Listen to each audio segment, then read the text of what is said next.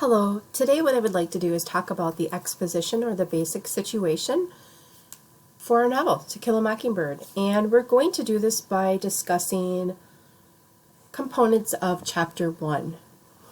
So let's begin. So the exposition or the basic situation is really just giving the reader background information on the setting and the characters in the story. And there are a lot of characters in this story, so we're not going to get all of the characters immediately. Okay, we're going to learn more about people and may come as we read the novel. It's important for you to remember, as we've already discussed in class, that the setting of this novel takes place in the 1930s during the Great Depression, and our narrator is a young girl who goes by the nickname of Scout. She's a tomboy, and she's quite feisty. She has quite an imagination on her, and she's very engaging. It's nice to have a narrator as engaging as Scout is. Her birth name is Jean Louise Finch, so you may hear that name from time to time too. Sort of like if you have your own nickname, but then maybe your parents might be serious about something, or there may be a stern moment where they're going to call you your full name. Okay? So the perspective is told through Scout's eyes. So we're hearing the story from a child, okay?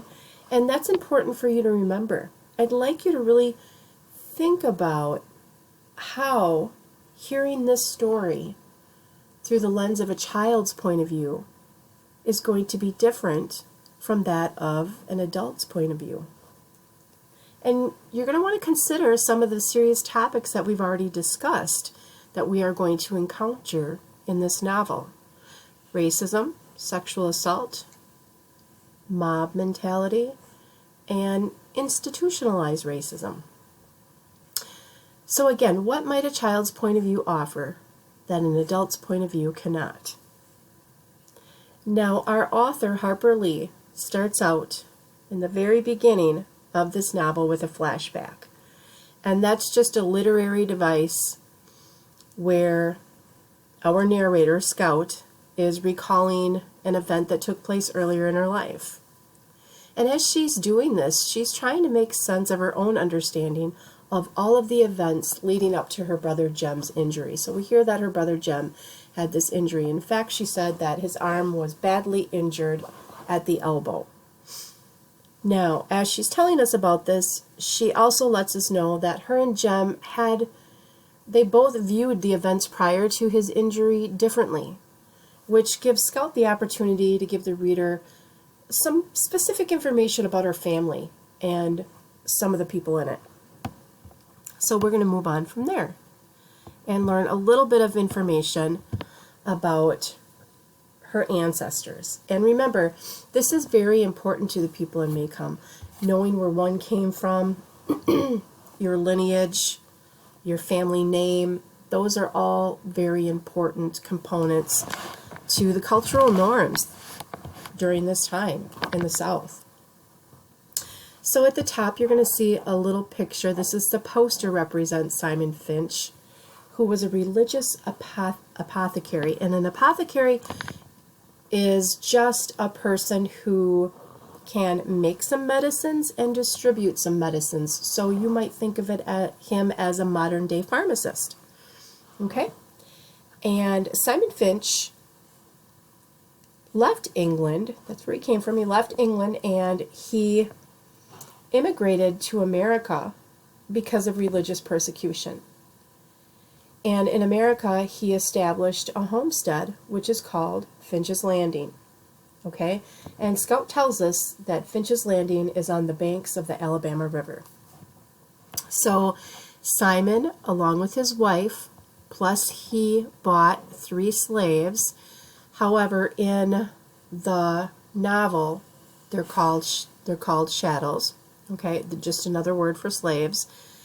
And then they had some daughters. Now, we're not told how many daughters. We just know that they had a lot of daughters. And so they established Finch's Landing. So he was an apothecary, and he also had this plantation that produced cotton. Okay? So, and he had slaves on his plantation. Okay, so this is where we're learning about some of Scout's background. In fact, she lets the reader know that Simon would have been very angry about the disturbance of the North and South. And when she says the disturbance between North and South, she means the Civil War. Okay, since plantations relied heavily on slavery, after the North abolished or ended slavery, that would have been really bad news for anybody whose livelihood was tied directly to plantations and the use of slaves. Okay. However, it is a tradition for the people in the Finch family to continue staying on Finch's Landing, on the homestead. Okay. And so now we're going to learn a little bit more information about people in Scout's family. And we're going to start with her father, Atticus Finch, who decided that he was going to go to school to study law. And he's a lawyer. Okay? And he married, I just have their wife, I didn't have a name, but he became married, and in their marriage, they had Jem and Scout. Okay. Now, Scout tells us that her mom died when she was 2 years old, and she doesn't really remember her mother. However, Jem does, and sometimes he gets depressed about it, and he'll go in the car house or behind the car house and spend some time by himself. And when we say car house, that just means garage, but Scout tells us that sometimes he does feel melancholy about it, or he's depressed about it. Scout doesn't really remember her mother. So once their mom passed away, Atticus, their father, which you were going to hear them refer to Atticus as Atticus. They don't really call him Dad. They call him Atticus. Once his wife and Scout and Jem's mother passed away, he hired Calpurnia. And she is an African-American lady. She doesn't live with them, but she's there every day, and she takes care of Scout and Jem. She cooks and she cleans, and she even helps Scout, tutors her along a bit with reading and writing. So Cal is a literate African-American, which during this time it's not very common, but Cal is. And Atticus loves having Cal. He treats her like she's really just the family, and they have a very good relationship. Jem and Cal have a very good relationship too. However, we learn from Scout she doesn't have such a good relationship with Calpurnia. She feels like Calpurnia is always on her case about stuff. Okay, so we'll watch how the relationship changes and grows throughout the novel. Okay, so we have Atticus.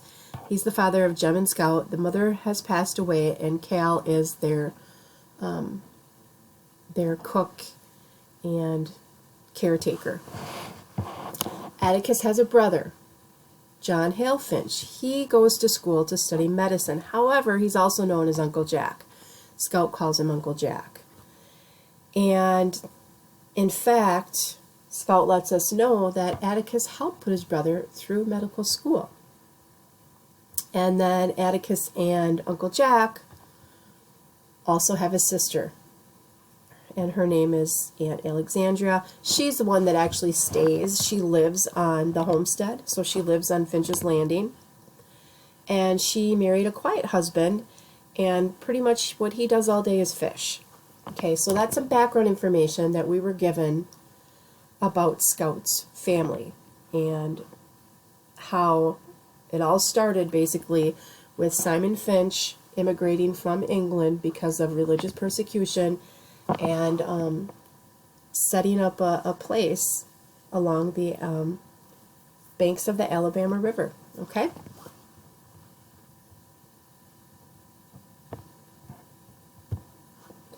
Now we're going to learn about some other characters, in particular in Chapter 1. So we have Dill. He's a young boy from Meridian, Mississippi, and he ends up befriending Scout and Jem. So each summer he stays with his Aunt Rachel Haverford, and his Aunt Rachel lives right next door to the Finches. So they end up meeting Dill and talking with Dill, and he becomes a very good friend of both Scout and Jem. And in fact, Dill has this super creative imagination, and he's very entertaining to Scout and Jem. Then we have Mrs. Henry Lafayette DuBose. She lives 2 doors to the north of the Finch house, and Scout describes her as plain hell. So probably not your friendliest neighbor, and we'll learn more about her as we continue reading the novel. And then there's the Radley place, where this unknown entity lives at the Radley home, and the description of this neighbor frightens the kids enough to behave, so they're frightened about the information that they've heard about this unknown entity living there. All right, and I thought it would be kind of interesting just to show you a picture, just a visual of Maycomb. All right, because in chapter 1, Scout talks about like their boundaries, where they can play and what they can do, and we've also talked in class about the social hierarchy, and I mentioned the town dump and where people live, and so you can get it. You can think about what we've already talked about in class and get an image of this. So you'll see on the road here, it says children's play boundary. It ends right here at here's the Radley place, and then here's the schoolyard. So the Radley place and the schoolyard is right behind it. Okay, and then right up here, you'll see we have Mrs. Henry Lafayette DuBose's house, the neighbor that Scout says is plain hell. Across the street from the Finches is Miss Maudie's house, and we will learn more about her. The kids really enjoy Miss Maudie. She's a very friendly, nice neighbor. And let's see here. Here we have the Ewell residence. Okay, we're going to learn more about the Ewells in chapter 2. Some of you have probably already read that already. And right past the Ewells here, you'll see we have the town dump, and then we have the blacks' quarters. Now remember, during this time, segregation was a cultural norm. So the black people and the white people didn't, everything was separated, okay? And this is just reflective of the time in which we're studying, in which we're talking about. So just to give you an idea, this is where Atticus's office is. This is the courthouse. And a good thing to know for future reference is the jail is right here. Okay. And I think that's about all I want to talk about right now. You can see Miss Stephanie Crawford's place is right here. And for those of you ahead, you know she's the town scold. And when I say town scold, that just means that she's the town gossip. And if you look on the right-hand side of, excuse me, the slide, you're going to see an excerpt that I took from page 5. And it's really important. I'm going to read it to you. Maycomb was an old town, but it was a tire-low town when I first knew it. In rainy weather, the streets turned to red slop. Grass grew on the sidewalks. The courthouse sagged in the square. Somehow, it was hotter then. A black dog suffered on a summer's day. Bony mules hitched to Hoover's carts flicked flies in the sweltering shade of the live oaks on the square. Men's stiff collars wilted by 9 in the morning. Ladies bathed before noon, after the 3 o'clock naps, and by nightfall were like soft tea cakes with frostings of sweat and sweet talcum. Okay, so I want you to pay attention to the imagery in that piece. And another thing to keep in mind is during this time, during the Great Depression, there wasn't much to do. Okay, there really wasn't much to do. And I feel like this piece, this excerpt, really helps indicate that. I'm going to read just a bit further because I couldn't get everything on this slide. But I'm going to read the next paragraph down. People moved slowly then. They ambled across the square, shuffled in and out of the stores around it, took their time about everything. A day was 24 hours long, but seemed longer. There was no hurry, for there was nowhere to go. Nothing to buy, and no money to buy it with. Nothing to see outside the boundaries of Maycomb County. But it was a time of vague optimism for some of the people. Macomb County had recently been told that it had nothing to fear